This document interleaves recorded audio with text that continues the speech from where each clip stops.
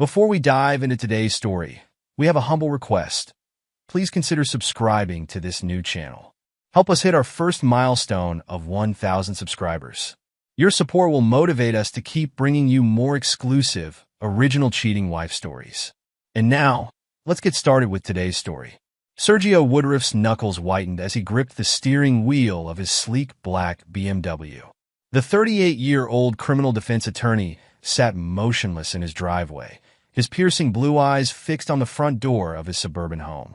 He'd cut his business trip short, returning a week early after receiving an anonymous tip about his wife's infidelity. The words of the caller echoed in his mind, each syllable a dagger to his heart. As he finally stepped out of the car, the cool evening air carried an unfamiliar scent, a cologne that didn't belong to him.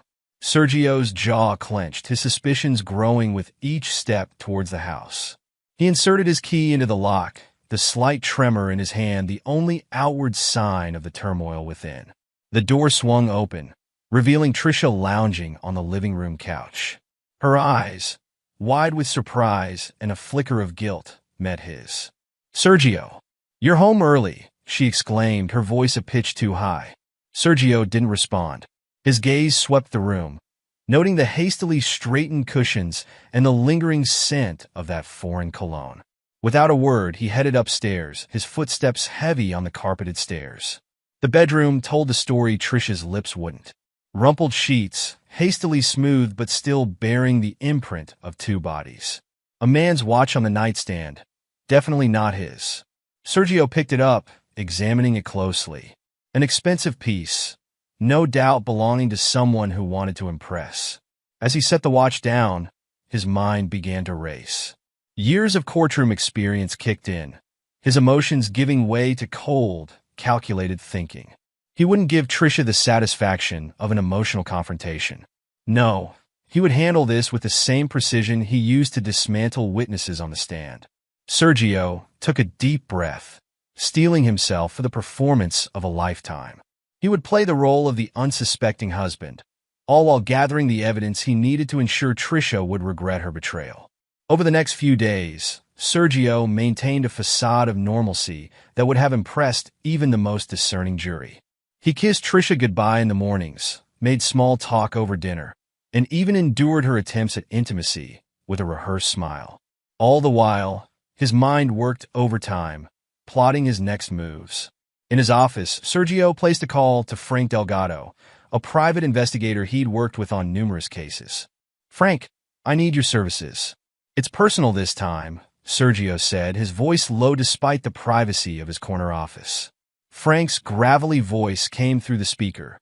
"Sure thing, Sergio. What's the job?" "I need surveillance on my wife, Tricia. I suspect she's having an affair," Sergio replied, the words tasting bitter in his mouth. "Damn, I'm sorry to hear that," Frank said, genuine sympathy in his tone. "I'll get right on it. You'll have eyes on her 24/7. With that piece in motion, Sergio moved on to the next. Under the guise of upgrading their home security, he installed hidden cameras throughout the house. The irony of using his technical skills, honed from years of reviewing surveillance footage for cases, to catch his own wife's infidelity wasn't lost on him. As the days passed, Tricia grew bolder in her deception. "I'm working late tonight," she'd say, pecking Sergio on the cheek before heading out, dressed in an outfit far too provocative for a marketing meeting. Sergio would nod, playing the role of the distracted husband perfectly. Later, he'd review the footage Frank sent him, his face a mask of cold fury as he watched Tricia and her lover, now identified as Cody Case, a junior partner at her firm, entering a hotel. At work, Sergio channeled his pain and anger into his cases. He threw himself into a high-profile defense, his arguments more cutting, his cross-examinations more brutal than ever before. His colleagues noticed the change, attributing it to professional drive rather than personal turmoil. "Sergio, that was incredible," Angie, his loyal paralegal, gushed after a particularly grueling day in court. "I've never seen you so focused." Sergio managed a tight smile. "Just doing my job, Angie. We can't let up now. Can you stay late to go over tomorrow's witnesses?" Angie nodded eagerly, always ready to put in extra hours for the firm's star attorney. As they worked into the night, Sergio found a small measure of comfort in the familiar routine of case preparation, even as his personal life crumbled around him. The neon sign of O'Malley's bar cast a sickly green glow over Sergio's face as he nursed a glass of scotch. Across from him sat Gerard Pace, his best friend since law school and now a respected detective. The bar was their usual haunt, a place where the lines between their professional worlds blurred. "So, you're sure about this?" Gerard asked, his voice low and concerned. Sergio nodded, sliding a manila envelope across the table. "See for yourself." Gerard opened the envelope, his eyes widening as he flipped through the photos of Trisha and Cody. "Jesus, Sergio. I'm so sorry, man." "Save it," Sergio said, his voice hard. "I don't need sympathy. I need a plan." Gerard leaned back, studying his friend. The Sergio he knew, always composed, always in control, was still there, but there was a new edge to him, a dangerous glint in his eye.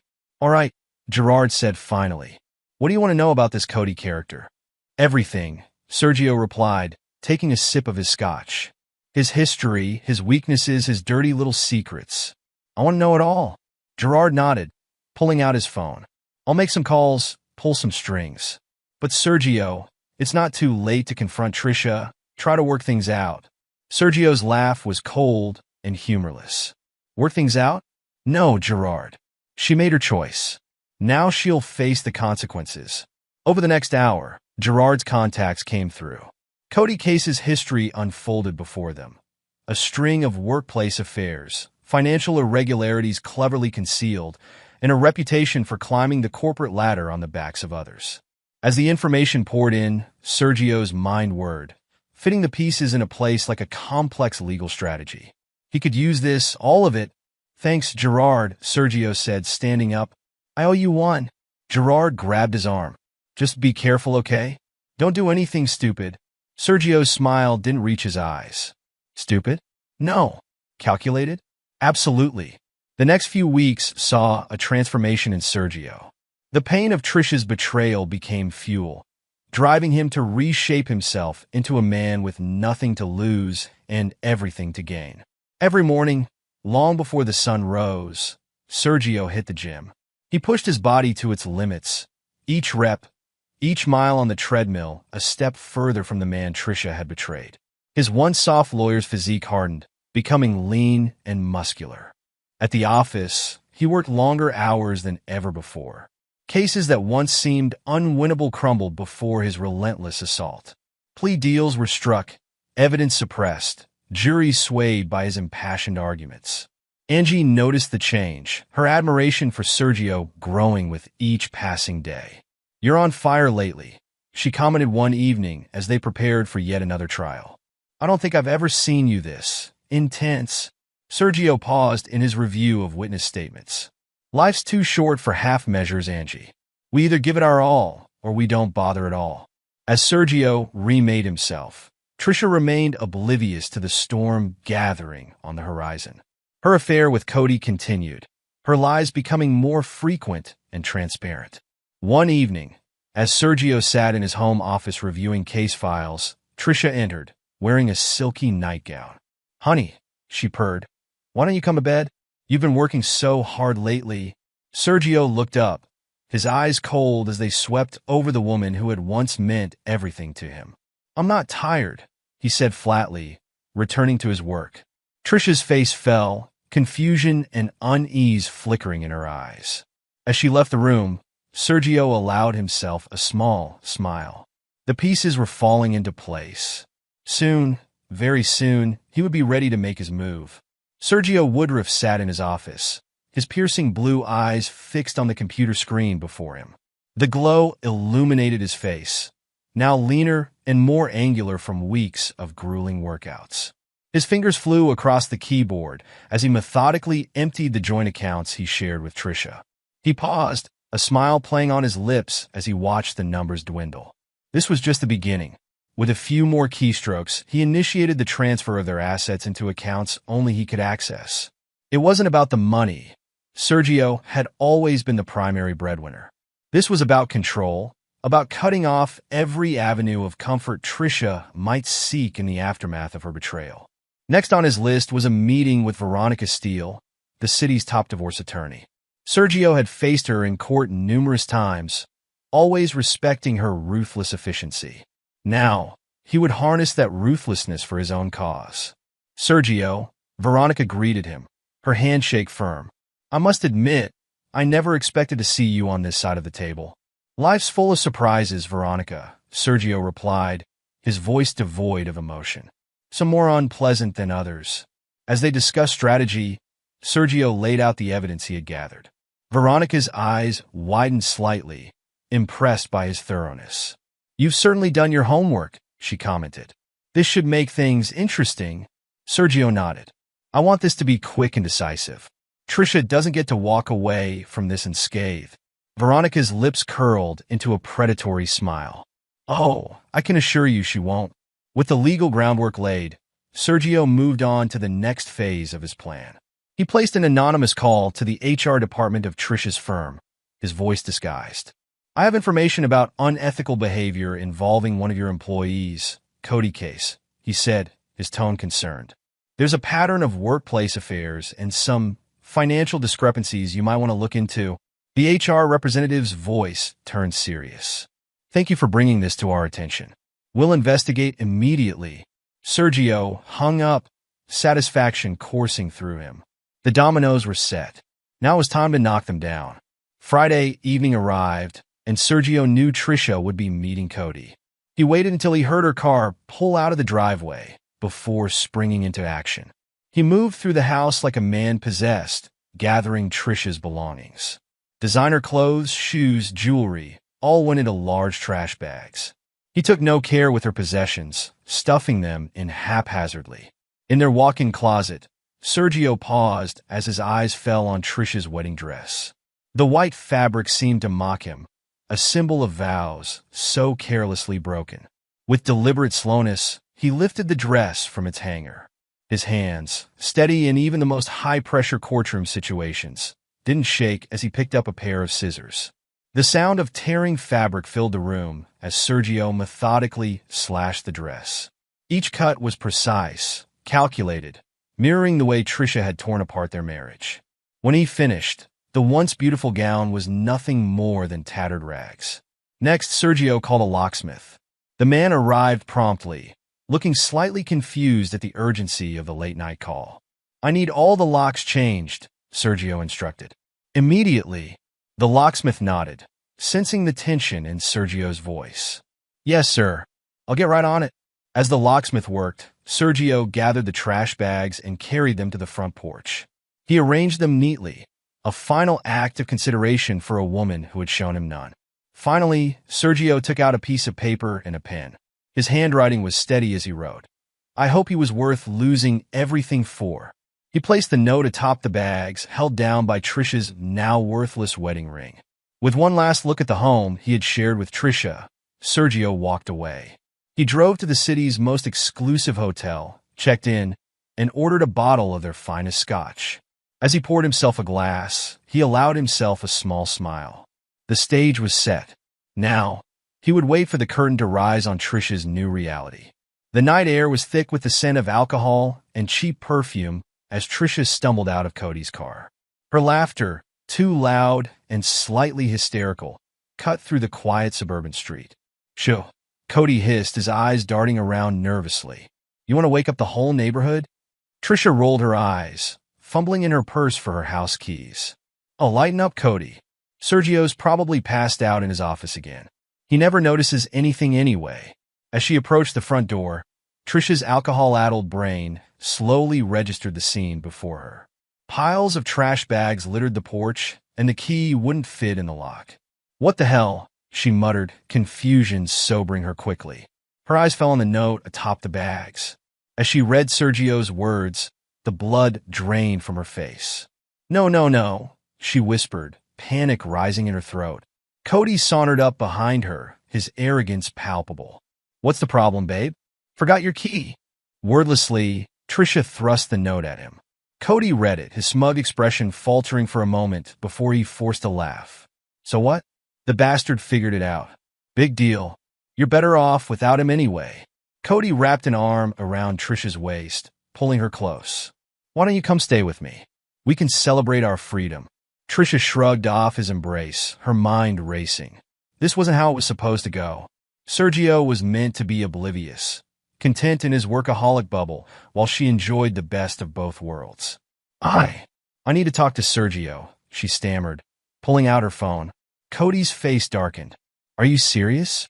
After all we've been through, you're going to run back to him? Trisha ignored him, her fingers shaking as she dialed Sergio's number. It went straight to voicemail.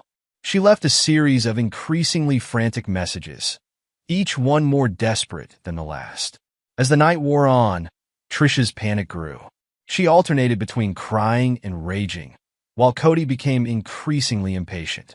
Look, he finally snapped. Either come with me or don't. But I'm not standing out here all night while you have a meltdown. Trisha stared at him, suddenly seeing the selfishness that had always lurked beneath his charming exterior. With no other option, she gathered what she could carry and got back into Cody's car, leaving the wreckage of her marriage behind on the porch. The next morning, Trisha and Cody arrived at Sergio's office, a united front of righteous indignation. They burst through the door, ready for a confrontation, only to find Sergio calmly sitting behind his desk, as if he'd been expecting them. Trisha, Cody, Sergio said, his voice cool and controlled. I was wondering when you'd show up. Trisha stepped forward, her face a mask of anger and fear. Sergio, what the hell do you think you're doing? You can't just throw me out of my own home. Sergio raised an eyebrow. Your home? I think you'll find that legally, it's my home. But please have a seat. We have much to discuss. As they sat, Sergio reached into his desk drawer and pulled out a thick manila envelope. I took the liberty of having these drawn up, he said, sliding divorce papers across the desk. I think you'll find everything in order. Cody leaned forward, his face flushed with anger. Now wait just a minute. I wasn't speaking to you. Sergio cut him off, his voice sharp. In fact, I think you'll find it's in your best interest to remain silent, Mr. Case. Unless, of course, you'd like to discuss the ongoing ethics investigation at your firm. Cody's face paled, the implication clear. He slumped back in his chair, suddenly looking much less sure of himself. Trisha's eyes darted between the two men, realization dawning. You planned all this, she whispered. Sergio's smile was cold. I merely ensured that actions had consequences, Trisha. Something you seem to have forgotten about. As Trisha flipped through the divorce papers, her shock turned to outrage. This is ridiculous. You can't possibly expect me to agree to these terms. I'll ruin you, Sergio. I'll tell everyone what a cold, unfeeling bastard you really are. Sergio leaned back in his chair, unfazed by her outburst. By all means, Trisha, feel free to try. But before you do, consider this. Who do you think people will believe? The respected attorney known for his integrity, or the unfaithful wife caught in a tawdry affair with a junior colleague? He paused, letting his words sink in. Oh, and you might want to consider the potential legal ramifications of making false accusations. I'd hate to have to add a defamation suit to these proceedings. Trisha's face crumpled, the fight draining out of her as the reality of her situation became clear. Beside her, Cody shifted uncomfortably, already calculating his exit strategy. Sergio stood, buttoning his jacket. I suggest you both take some time to review those documents. My lawyer will be in touch to schedule our next meeting. As Trisha and Cody left the office, shell-shocked and defeated, Sergio allowed himself a moment of satisfaction. The game had only just begun, and he intended to win. The following weeks saw Trisha's carefully constructed world crumble around her. News of the affair spread through their social circle like wildfire, fanned by the flames of gossip and schadenfreude. At a charity gala she had once co-chaired, Trisha found herself on the outside looking in. Women who had once fawned over her now turned their backs, whispering behind raised hands. Men who had flirted harmlessly now avoided eye contact, fearful of being associated with her scandal. I'm so sorry, Trisha, simpered Amanda Whitmore, wife of Sergio's law partner. But I'm afraid we'll have to ask you to step down from the committee. We have a certain image to maintain, you understand? Trisha nodded numbly, watching as Amanda glided away to join a group of women who had once been her closest friends. She caught snippets of their conversation. Can you believe the nerves? Poor Sergio. He deserves so much better. Meanwhile, Cody was facing his own fall from grace. The ethics investigation at their firm had gained momentum, fueled by anonymous tips and suddenly loose-lipped colleagues. Mr. Case, the head of HR, said gravely, "We've uncovered some discrepancies in your expense reports, and there are multiple complaints of inappropriate behavior. I'm afraid we're going to have to suspend you pending a full investigation." Cody's face, once smug and self-assured, now showed the strain of a man watching his career implode. "This is ridiculous," he blustered. "It's all a misunderstanding. I can explain everything." But his protest fell on deaf ears. As he was escorted from the building, Cody's mind raced. He needed damage control, and fast, and the easiest target for blame was Trisha. That evening, Cody arrived at his apartment to find Trisha waiting, her eyes red-rimmed from crying. "Cody, thank God you're here. I don't know what to do. Everyone's turned against me, and Sergio." "Save it," Cody snapped, brushing past her. "This is all your fault, you know. If you hadn't been so obvious, so careless, none of this would have happened." Trisha recoiled as if slapped. "My fault? You were the one who pursued me, who said we deserved to be happy." Cody laughed bitterly. "Happy? Look around, Trisha. Does this look like happiness to you? I'm about to lose my job. My reputation is in tatters. And for what? A middle-aged housewife having a midlife crisis?" His words cut deep, each one a knife twisting in Trisha's gut. She stared at him, seeing for the first time the true face of the man she had risked everything for. "Get out," Cody said, his voice cold. "I need to figure out how to salvage what's left of my life, and I can't do that with you hanging around." Trisha left, her world spinning. She had lost her husband, her lover, her friends, and her social standing, all in the space of a few weeks. As she drove aimlessly through the city, she found herself outside the home she had shared with Sergio. She parked across the street, watching as Sergio arrived home. He looked different, fitter, more confident. As he entered the house, Trisha was struck by a wave of longing for the life she had so carelessly thrown away. Making a sudden decision, she got out of her car and approached the house. Her hand trembled as she rang the doorbell. Sergio answered, his expression impassive as he took in her disheveled appearance. "Trisha," he said, his voice devoid of warmth. "What are you doing here?" Trisha broke down, years of pent-up emotions pouring out.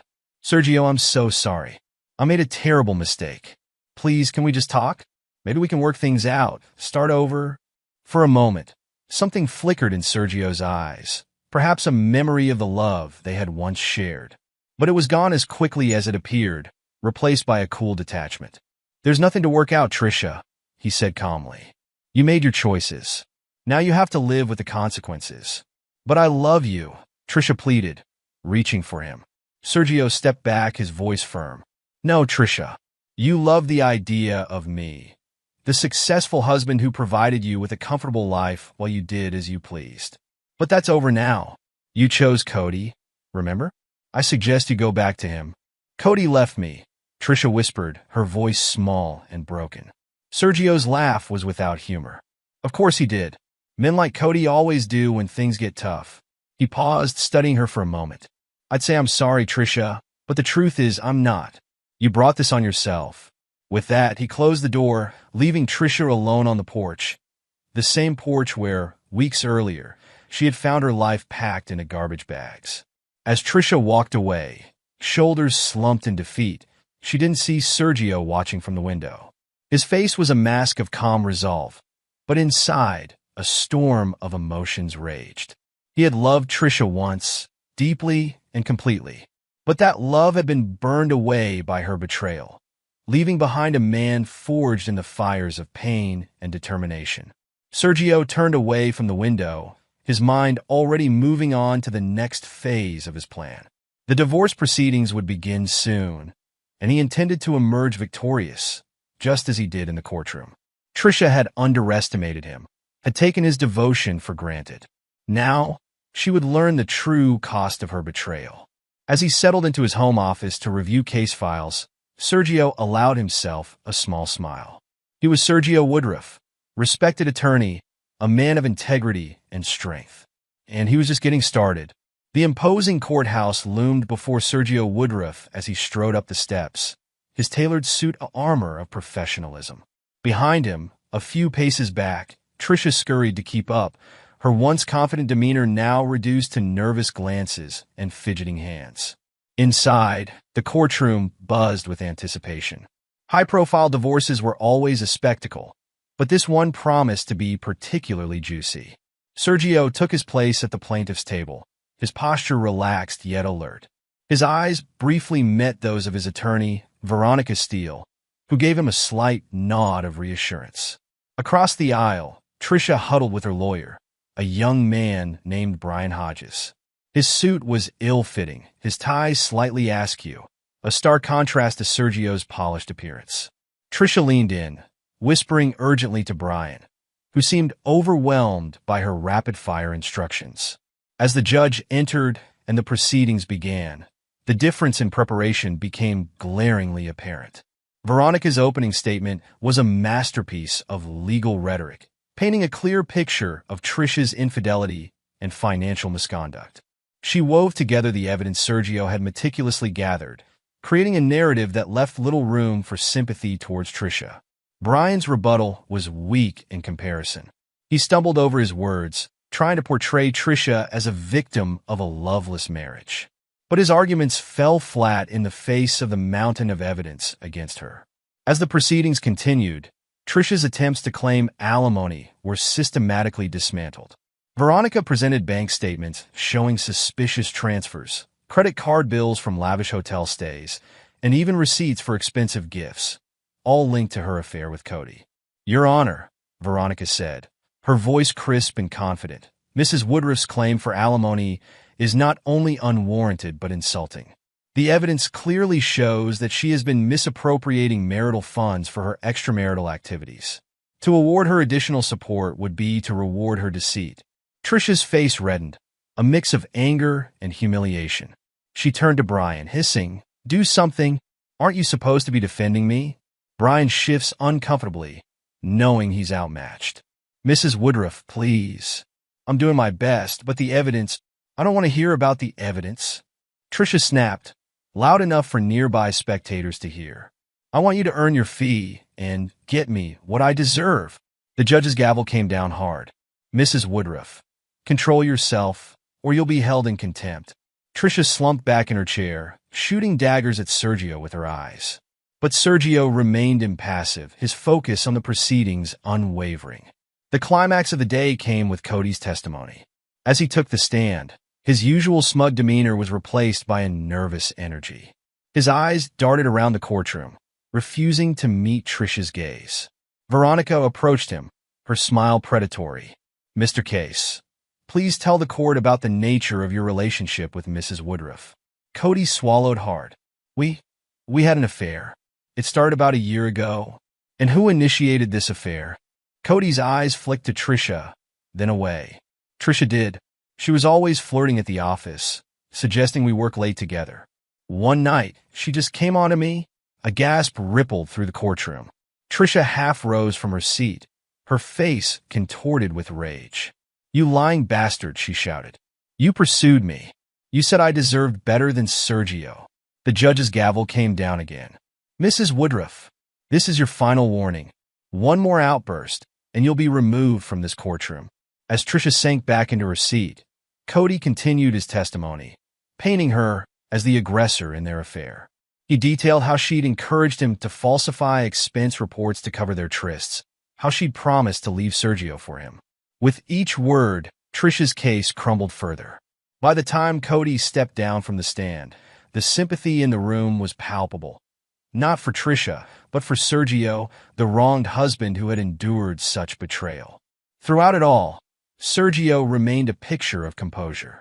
When it was his turn to testify, he spoke clearly and calmly, presenting his side of the story without embellishment or emotional appeal. He didn't need to play for sympathy. The facts spoke for themselves. As the day's proceedings came to a close, the outcome seemed all but certain. Sergio and Veronica exchanged satisfied glances, while Tricia and her lawyer huddled in desperate conversation. Outside the courtroom, reporters clamored for statements. Sergio strode past them, offering only a dignified no comment. Tricia, on the other hand, tried to push her way through the crowd, her mascara streaked from tears of frustration. "This isn't over," she shouted at Sergio's retreating back. "You'll regret this, Sergio. I'll make sure everyone knows what kind of man you really are." But her threats fell on deaf ears. Sergio walked away, his head held high, knowing that victory was within his grasp. As the divorce proceedings neared their conclusion, desperation clawed at Tricia's insides. She paced the floor of her rented apartment, a far cry from the luxurious home she once shared with Sergio. Her phone pressed to her ear. She pleaded with her brother, Wallace Hanna. "Wally, please. You have to help me. Sergio's going to take everything." Wallace's sigh crackled through the speaker. "Trish, I told you when this all started. You made your bed. Why should I get involved now?" "Because you're my brother." Tricia's voice rose hysterically. "Family is supposed to stick together. I need you to find something, anything, that we can use against Sergio. There has to be dirt somewhere." There was a long pause before Wallace responded. "Fine. I'll see what I can dig up. But Trish, don't get your hopes up. Sergio's always been straight as an arrow." Tricia's relief was palpable. "Thank you, Wally. I knew I could count on you." As the days passed, Wallace began his reluctant investigation into Sergio's past. He called old contacts, scoured public records, and even hired a private investigator. But at every turn, he came up empty-handed. Instead of dirt, Wallace uncovered a trail of good deeds. Pro bono work for domestic violence victims, anonymous donations to children's charities, mentoring programs for at-risk youth. With each discovery, Wallace's respect for his former brother-in-law grew. Meanwhile, Tricia's world continued to shrink. Her phone rarely rang anymore, her social media accounts eerily quiet.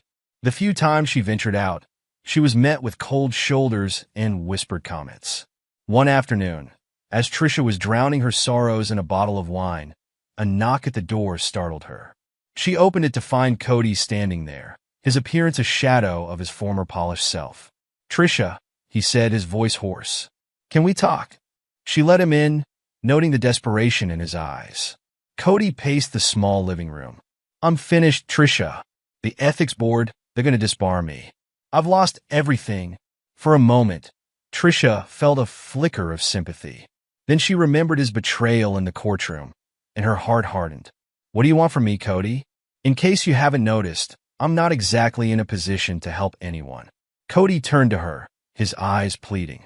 "I thought maybe we could try again. Start over somewhere new. We could support each other." Tricia stared at him, disbelief turning to disgust. "Are you serious? After everything that's happened, after you threw me under the bus in court, you think we can just start over?" "I know I messed up," Cody said, reaching for her hand. "But we had something real, didn't we? We can get that back." Tricia jerked away from him. "Get out," she hissed. "Get out and don't ever come back. You're pathetic, Cody. A coward who can't face the consequences of his own actions." As she slammed the door behind him, Tricia felt a strange sense of clarity. For the first time, she saw Cody for what he truly was, not the dashing, successful man she'd fantasized about, but a weak, selfish coward. The next day, Wallace arrived at Tricia's apartment, a thick folder under his arm. His face was grim as he sat across from his sister. "I've got good news and bad news, Trish," he said. "The good news is I found something. The bad news is it's not going to help you. In fact, it's probably going to make things worse." Tricia leaned forward, hope and dread warring in her chest. "What is it, Wally? What did you find?" Wallace opened the folder, spreading out documents on the coffee table. "Sergio's been doing pro bono work for a domestic violence shelter. Not just legal aid, but financial support too. He's been using his own money to help victims start new lives." Tricia's face fell. "How is that bad news? There has to be an angle we can use, right? Maybe he's embezzling funds or—" "Stop it, Trish," Wallace cut her off sharply. "Just stop. Do you hear yourself? You're talking about trying to smear a man who's dedicating his time and money to helping abuse victims. And for what? Because he had the audacity to stand up for himself when you cheated on him? Trisha recoiled, as if slapped. Whose side are you on, Wally? The side of decency, apparently, Wallace retorted. He stood up, gathering the documents. I'm done, Trish. I can't be part of this anymore. You need to take a long, hard look at yourself and the choices you've made. As he headed for the door, Wallace paused. Oh, and one more thing. I found evidence of some assets you've been hiding. Offshore accounts, some creative accounting with your personal expenses. I'm turning it all over to Sergio's lawyer. You can't do that. Tricia shrieked. I'm your sister. Wallace looked at her sadly. Yes, you are. And because you're my sister, I'm going to give you some advice. Accept what's coming, Trish. Take whatever settlement Sergio offers and use it as a chance to start over. Be better.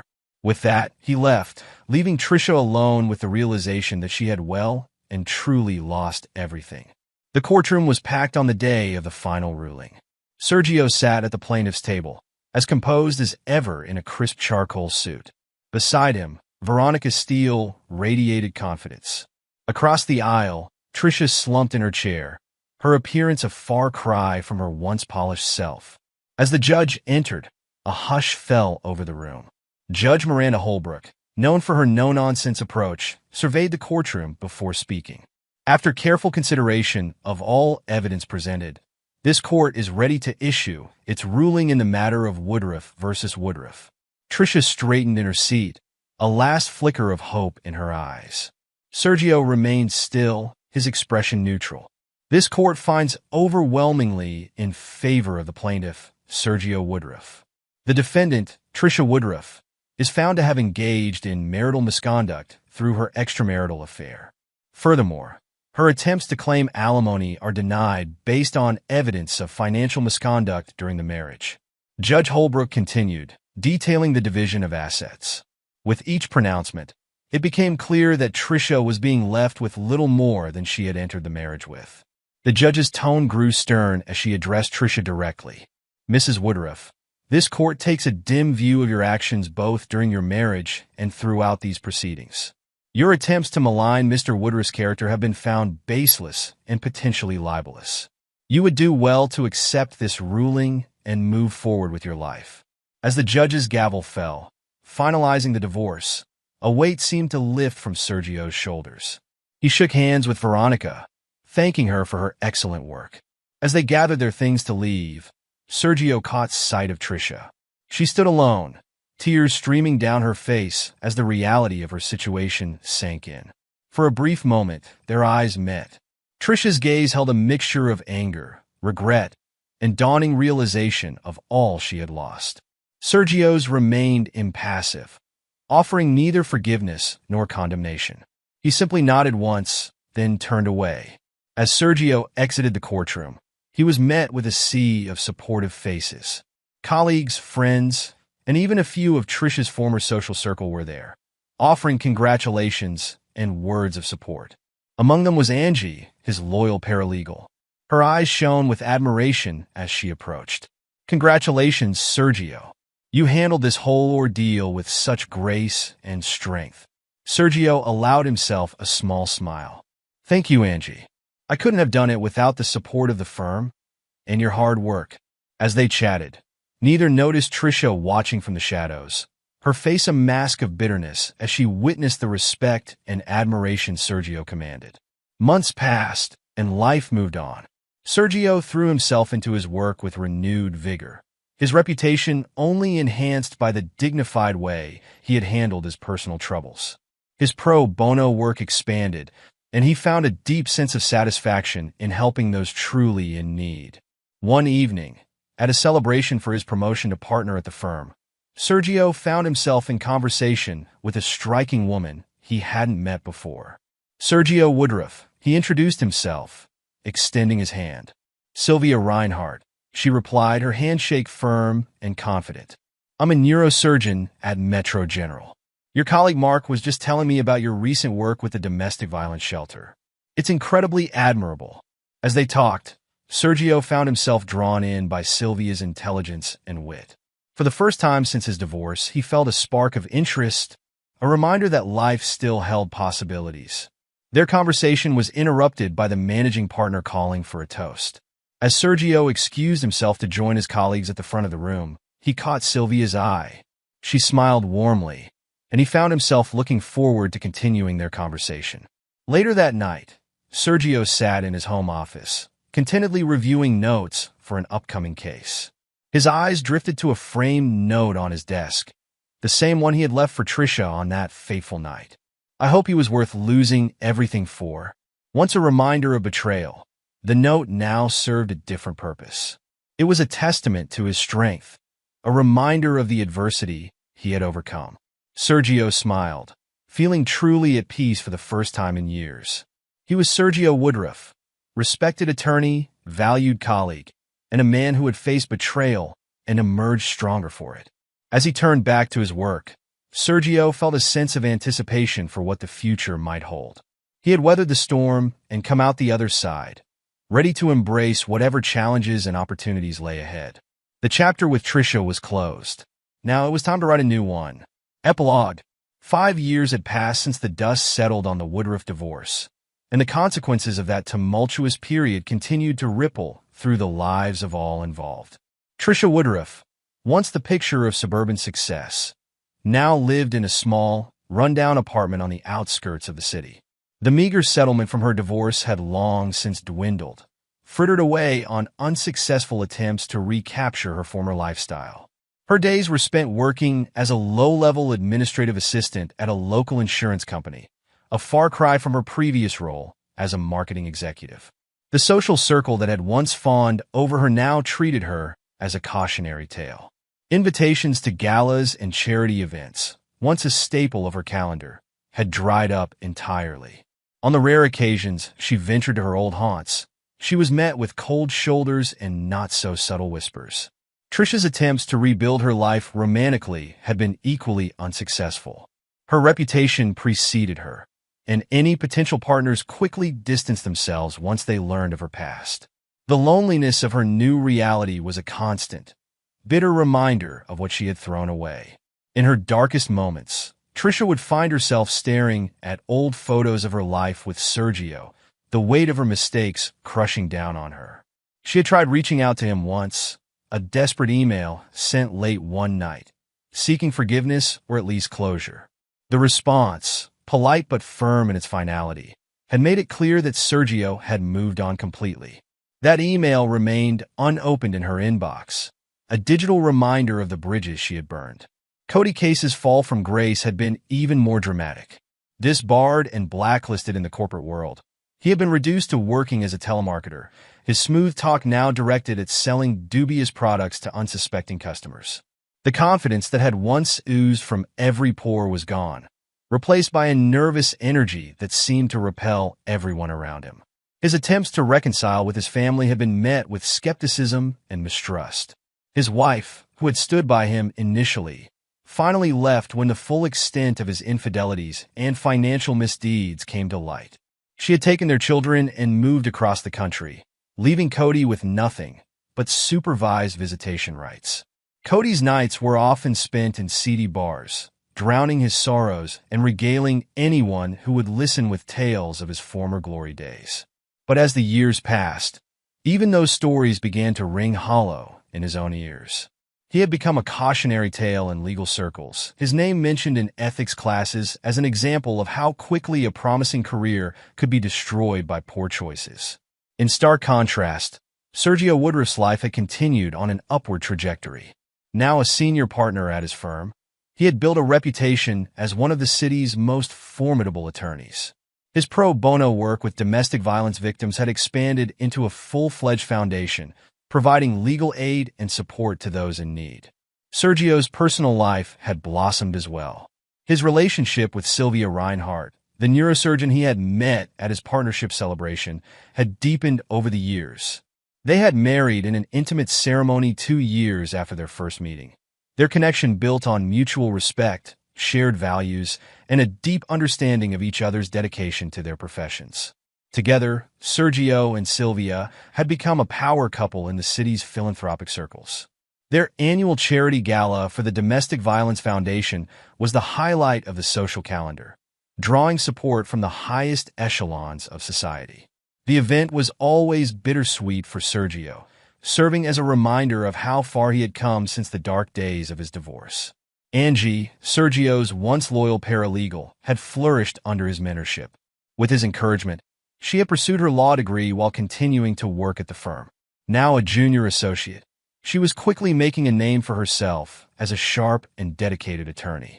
The admiration in her eyes when she looked at Sergio had transformed into deep respect and gratitude for the role he had played in her professional development. Gerard Pace, Sergio's detective friend, had risen through the ranks to become chief of detectives. He and Sergio remained close, often collaborating on cases that straddled the line between criminal and civil law.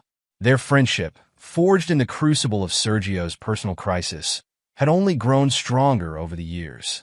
Wallace Hanna, Trisha's brother, had cut ties with his sister after the divorce proceedings. His decision to prioritize integrity over family loyalty had initially been difficult, but as the years passed, he found peace in knowing he had made the right choice. He had channeled the experience into his own personal growth, becoming an advocate for ethical business practices in his industry. As for the framed note that had once sat on Sergio's desk, I hope he was worth losing everything for. It had long since been retired to a box in the attic. Sergio no longer needed the reminder of his past pain. Instead, his office now displayed photos of his work with the foundation, his wedding to Sylvia, and the various awards he had received for his legal and philanthropic work. One crisp autumn evening, as Sergio and Sylvia strolled hand in hand through the park near their home, they passed a bench where a solitary figure sat hunched over. It was Trisha, though the years had not been kind to her. For a moment, Sergio felt a flicker of an emotion he couldn't quite name. Not regret or longing, but perhaps a quiet acknowledgement of the strange twists of fate. Sylvia squeezed his hand, bringing him back to the present. As they continued their walk, Sergio reflected on the journey that had brought him to this point. The betrayal that had once threatened to destroy him had instead been the catalyst for a life far richer and more fulfilling than he could have imagined. As the sun set over the city skyline, Sergio Woodruff walked towards his future, the echoes of the past fading with each step. He had paid the price of betrayal, but in doing so, had gained a life of purpose, love, and unwavering integrity. It was a price that, in the end, had been worth every penny.